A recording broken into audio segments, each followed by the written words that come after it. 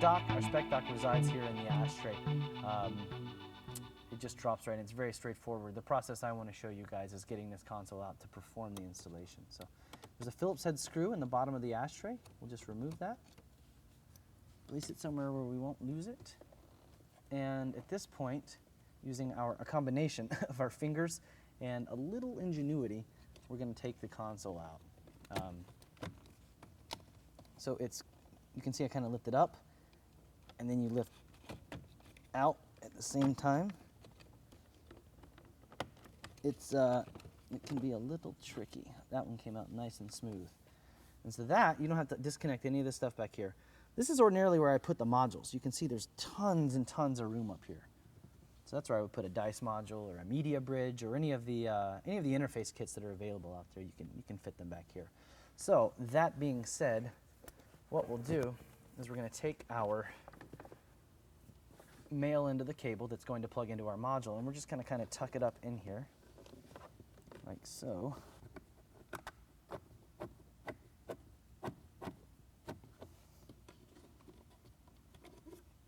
Ta-da! So we can tuck all this back cable later. No worries about that. There's plenty of room along the console to tuck it. So at this point, we would go ahead and plug our cable into the module. This is reasonably accessible because, as you see, it's very straightforward to get this out. So if you ever were to need to get your module out for software updates or anything like that, it's pretty straightforward to do. So at this point, we go ahead and plug in our module. And this is just a Silverline Pro. Your media bridge would plug in the same way. So that would plug in, and just to show you, it would fit back here. There's tons of room. It's snug back here. There's nothing that's going to rattle. You know, you may want to take an old sock or something to put around this, just on the off chance that it were to rattle. So take a sock, a sleeve, cover this up. And here is where we would either A, install our standard cable, which comes with the dice kit. So we would plug this into the module, and then we would route it, you know, wherever we wanted to bring it out. A lot of times guys will bring the cable out here around the emergency handle boot. There's a little bit of room here to bring it out. You can bring it out of the center console over here on this side, so you can have control of your iPod. But in the event of the spec dock, of course, and again, I don't have one here, unfortunately. The spec dock is very straightforward. It just drops right in there.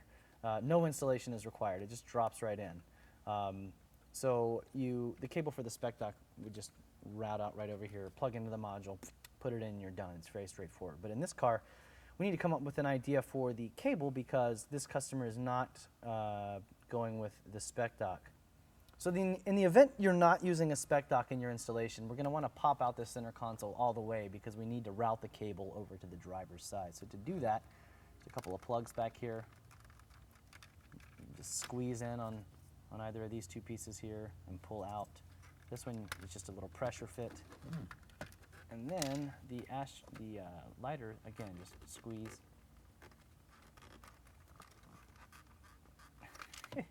And pull. So with the console out of the way, now we've kind of got free reign with which to run these cables. So we just want to get the den end up into the cap console here. And then we can tuck, just like the other side. So with the cable up here into the console, now we'll move our factory connections. We'll plug the cable into our dice module.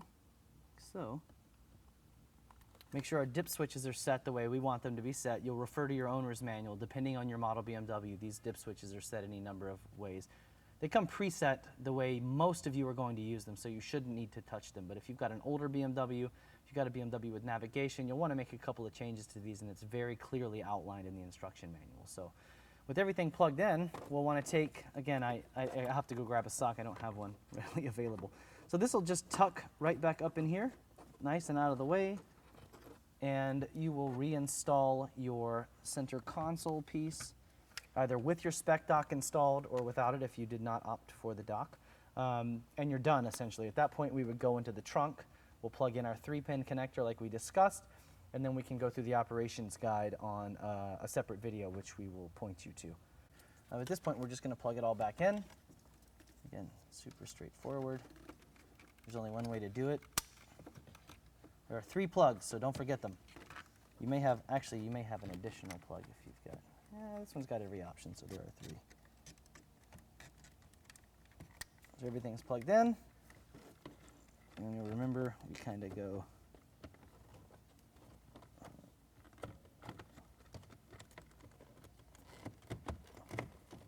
like so. Get everything situated, it snaps right back into place. So at this point, if you have not, your spec dock would be kind of hanging out here with maybe 6 to 8 inches of cable because we're going to stick it in after we reattach this. So we'll rescrew this back down in there. And either, if you've got a spec dock, at this point we would remove the adhesive off the bottom, tuck the cable back in, which there's plenty of room back here to tuck the spec dock cable, and your spec dock is done. If not, we would just drop the ashtray back in and you're completed with the process. So if you've opted for the cable routing, yeah, you just bring your cable, just kind of tuck it up a little bit, so like this, and you can either bring it up into your center console through your boot, your e-brake boot. This customer does not want any holes drilled, so we're not going to do that. That's why we kind of like just bringing it up here straight from the console. This cable's a little long, so we'll kind of tuck it a little bit more. You know, you just need enough cable to operate the module with, like so. So you just kind of tuck, tuck, tuck, tuck. And at this point, you can just bring the cable right up in here and leave it like so, and plug in your iPhone and jam out with it if you've not, you know, again, gone with the dock. So we got everything wrapped up. We'll confirm testing here in just a moment, but we've got a little bit of excess cabling now that we want to deal with. So kind of what we'll do is, we've got our cable here. We just tuck, tuck, tuck, tuck, all the way back down the console. And again, there's just so much room back here to do this. You can't really go wrong. So we got that little bit of excess cable. So pull that down, tuck, tuck, tuck, tuck up, and then from here,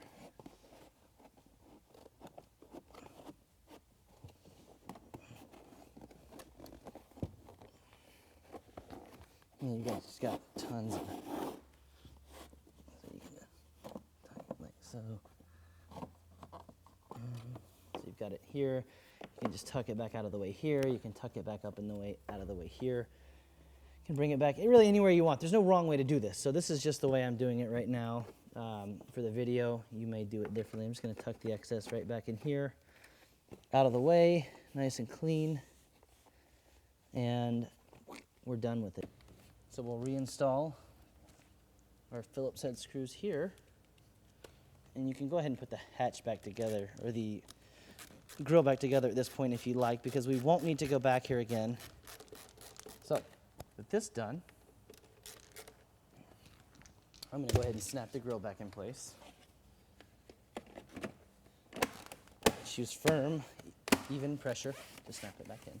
That's going to basically cover the installation, the cable routing of an iPod kit in a Roadster, in a Z4 Roadster. So from here, we're going to go back to the trunk. We're going to pause the video, go back to the trunk, reconnect our 3-pin plug in the back, put the trunk back together, and enjoy the fruits of our labor.